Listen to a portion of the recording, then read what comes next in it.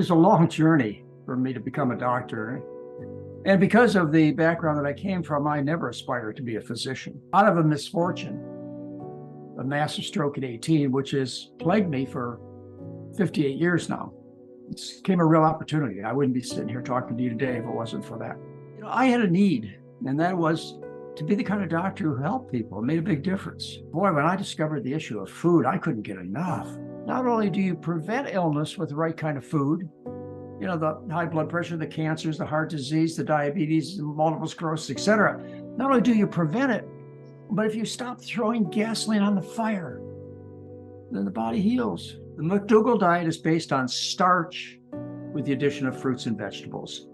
The McDougall program avoids all animal products and all free oils. It's amazing what this body is, and we get fooled. These substances that end up hurting us have an attraction. Why would we do it if it didn't have an attraction?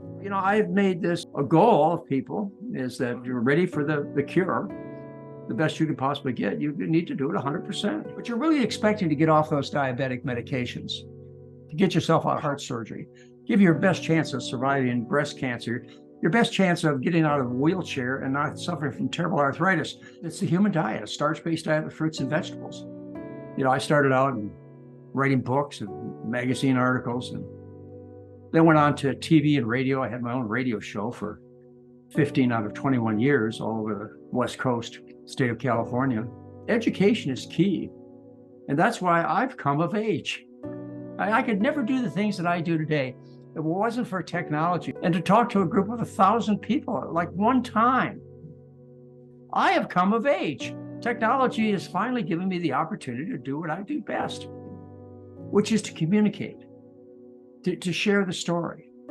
And if I spend, the rest of my years doing anything, if I stay productive, it'll be becoming a better communicator to more effectively get this life-saving message across to people. I've gone through a lot of phases, and all of them I've been really pleased about. I really like John McDougall. I had great parents. They were totally dedicated to me, and they taught me that there was no limits. I could do whatever I wanted. I could be president. I could just do whatever I wanted. And so when I decided to go on a course to become a medical doctor, at least I knew I had my parents behind me and their belief in me. Probably the greatest fortunes in my life were two of the greatest things that ever happened to me. One was to meet my lifelong partner, Mary, changed my whole life. And with the two of us together over the last 53 years, we made a difference.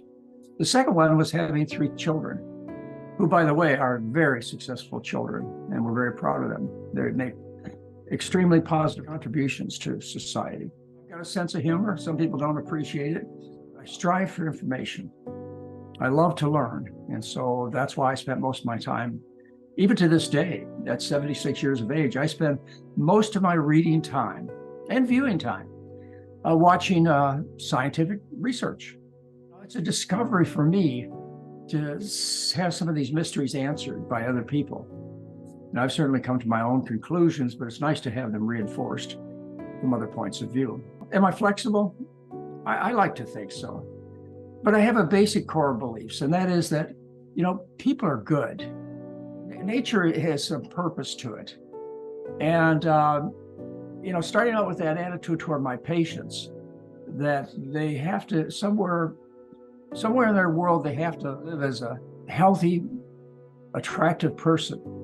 But unfortunately, life hasn't dealt them those cards. And as a result, most of the people, of course, I'm a doctor, most of the people I see are suffering from a lot of problems.